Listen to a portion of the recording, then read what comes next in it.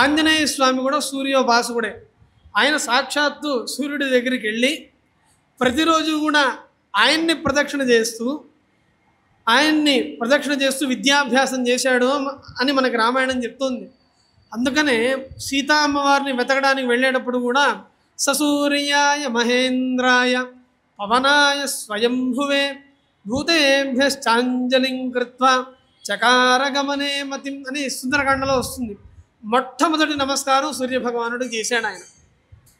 ఇట్లా యచ్చక్త్యాధిష్ఠితానాం తపన హిమ జలోత్సర్జనాదిర్జగత్యా ఆదిత్యానామశేష ప్రభవతి నియతః స్వస్వమాసాధికారః యత్ప్రాధాన్యం యనక్తి స్వయమపి భగవాన్ ద్వాదశస్తేషు భూత్వా తంత్రైలోక్యస్య మూలం ప్రణమత పరమం దైవతం సప్తసప్తిం.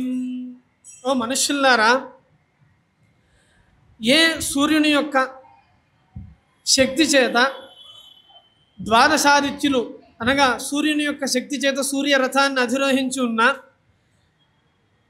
ద్వాదశాదిత్యులకు సంబంధించిన అశేషమైన ఈ తపన హిమ జలోత్సర్జనాదులు అనగా వేడి కలిగించడం, చలిని కలిగించడం, జలాన్ని వదిలిపెట్టడం మొదలైన సమస్త కార్యములు కూడా ఏ అధిష్టాన శక్తి అయిన ఆదిత్యుడు మూల ఆదిత్యుని యొక్క అధిష్టాన శక్తి చేత ద్వాదశాదిత్యులు చేస్తున్నారో ఈ ద్వాదశాదిత్యులకి కూడా ఆయా మాసాధికారం నీ యొక్క అనుగ్రహం చేత కలుగుతోంది.